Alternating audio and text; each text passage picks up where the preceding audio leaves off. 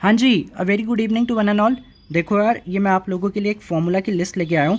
काफ़ी कई बार होता है कि आप लोग फ़ॉर्मूला के लिए ढूंढते रहते हो और आपको बहुत सारे फ़ॉर्मूलेस नहीं मिल पाते, और अगर मिलते भी हैं तो क्या पता कि वो एक पर्टिकुलर प्लेस में, एक पर्टिकुलर लिस्ट में ना मिले। सो मैंने ये आपका काम आसान कर दिया। जितने भी फ़ॉर्मूले बनते हैं उसे सारे एक पेज पे लिख दिया ताकि आपको दिक्कत ना हो। एंड ये पीडीएफ मैंने ऑलरेडी शेयर कर रखा है। सो अगर किसी को ये पीडीएफ चाहिए हो वापस से, and just WhatsApp me on my number, मैं आपको दोबारा से शेयर कर दूंगा। प्लस जो हमारा ड्राइव का लिंक है उस पर भी मैंने ये अपडेट कर दी है PDF. This formula is important particularly for दोस्त जो semester 4 eco honours Delhi university में है। आपका एक पेपर होता है जिसका नाम है कंटेम्प्रेरी इकोनॉमिक्स।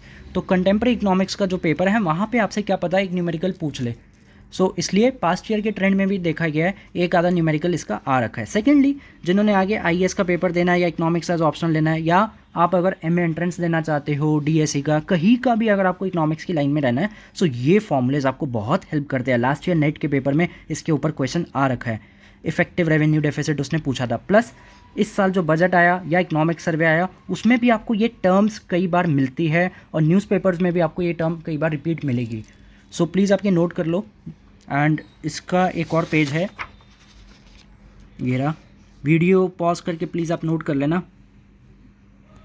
यहाँ पे मैंने आपके लिए सारे ये फॉर्मूलेस लिख दिए, ठीक है जी। एंड इसका एक न्यूमेरिकल है। मेरे को न्यूमेरिकल के ऊपर फोकस करना ज़्यादा वो इम्पॉर्टेंट काम है, क्योंकि न्यूमेरिकल में ही दिक्कत आती है कि कौन सा फॉर्मूला लगेगा, कैसे सॉल्विंग होती है। So now let's move on to the numerical. Numerical part क्या कहता है, ये किसी ने न्यूमेरिकल भेजा था पास्ट ईयर में, ये क्वेश्चन है तो मैंने आपके लिए ये सारी इन्फॉर्मेशन यहाँ लगा दी। क्या कहता है जी क्वेश्चन कहता है ट्रेड बैलेंस दे रहा हूँ इतना -74.4, एरर एंड ओमिशन की वैल्यू दे रहा हूँ 2.5, इंपोर्ट है 197.65, ट्रांसफर्स है इतने, सर्विसेज है पढ़ सकते हैं सारे, कैपिटल अकाउंट बैलेंस है इतना, income from profit interest dividend है इतना, -14.34। ओके, हमसे क्या पूछता है, कहता है फाइंड द एक्सपोर्ट 12वीं क्लास बैलेंस ऑफ पेमेंट, एक चैप्टर होता है, वही फॉर्मूला लगा रहे हैं बचपन से। ट्रेड बैलेंस की वैल्यू क्या होती है, it is export minus import. यार सब्सिट्यूट कर दो, एक्स आ जाएगा, एक्स का मतलब यहाँ पे एक्सपोर्ट है, ठीक है जी। जब मैं क्लास में पढ़ाता था मैं पूछता था भाई एक्स कितना आ रहा है, सामने से रिस्पॉन्स आता था सर अपना एक्स तो हमारी जान थी, तो उसकी हम क्या आपको वैल्यू बताएं। तो भाई पेपर में ऐसे काम मत किया करो, ठीक है। एक्स तो हमारी जान थी, उसकी क्या हम वैल्यू लगाए अब, बट यहाँ पे एक्सपोर्ट है।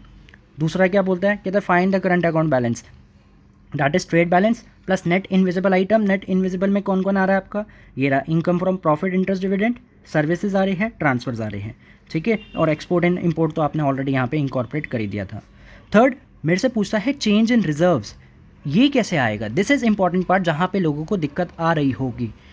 तो इसका एक फॉर्मूला है, BOP is equal to current account plus capital account plus error and omission. Now the thing is, जब हम इकोनॉमिक सर्वे उठाते हैं भारत सरकार बोलती है कि जो एरर एंड ओमिशन है that is incorporate in capital account balance. फिर दोबारा बोल रहा हूँ भाई, मेरे शब्द नहीं है, भारत सरकार का जो इकोनॉमिक सर्वे है उसमें लिखा हुआ है, डॉक्यूमेंट में पब्लिश है कि ये इसका पार्ट होगा। आप चाहो तो क्रॉस चेक कर सकते हो मेरी बात को, PDF आपको गूगल पे इजीली मिल जाएगी, इकोनॉमिक सर्वे की भी, बजट की भी। सो ये यहाँ पे एडेड है। बट कई बार क्या होता है, न्यूमेरिकल पर्सपेक्टिव से हम देखें तो हम इसको सेपरेटली ऐड करना पसंद करेंगे रादर दैन इसके अंदर इनकॉर्पोरेट। तो ये काम आप कर सकते हो। कई बार क्या पता पेपर में आपसे पूछ ले find the error and omission, जैसे यहाँ तो गिवन है ना ये रही वैल्यू, बट क्या पता एग्जाम में आपसे यही पूछ ले, तो इस कारण इसको अलग से लिख के आप ऐड कर सकते हो न्यूमेरिकल के लिए। ये that is acceptable at every level of exam, ठीक है। तो मैंने जब यहाँ पे निकाला, ये ऐड किया एरर एंड ओमिशन, ये आपके पास था ही, कैपिटल अकाउंट बैलेंस आपके पास था, ऐड कर दो सारा तो कितना है 23.5। नाउ चेंज इन रिजर्व्स कैसे पता चलेगा, जो भी ये वैल्यू है उसका नेगेटिव साइन, मतलब ऑपोजिट साइन, अगर ये प्लस में बैठा है तो negative. Now what this value indicate, this value indicate there is increase in reserves. अगर मान लो यहाँ पे नेगेटिव आंसर आता तो मैं क्या लिखता, प्लस ऑफ सेम नंबर, और वो क्या लिखता फिर साथ में, that indicates decrease in reserves. तो ये लास्ट इंटरप्रिटेशन लिखना is also very important, rather than कि आप वैल्यू लिख के आ गए। वैल्यू के साथ ये भी लिखो, जब आपको पता है ये बात तो ज़रूर लिखनी चाहिए। So this was the part number 3। यही 3 पार्ट ड्यू ने लास्ट ईयर या उससे लास्ट ईयर, पास्ट ईयर आपका ये पेपर है SEC कंटेम्प्रेरी इकोनॉमिक्स, वहाँ पे पूछे थे। प्लस यही क्वेश्चन, सेम फॉर्मेट का क्वेश्चन, ऑल दो values can be change, can be asked in this year also, and for those जिन्होंने आगे एंट्रेंस का पेपर देना है या नेट इकोनॉमिक्स देना है वहाँ पे भी आपसे पूछ सकता है। एंड इसमें 2 क्वेश्चन बड़े इंपॉर्टेंट होते हैं बजट रिलेटेड भी। एक होता है आपका इफेक्टिव रेवेन्यू डेफिसिट, ये आपसे ज़रूर पूछता है। ग्रॉस फिस्कल डेफिसिट, ये ज़रूर पूछता है। जिनका प्रीलिम्स देने का ध्यान है CSE एग्जाम, वहाँ पे भी ऐसे क्वेश्चन ज़रूर आते हैं।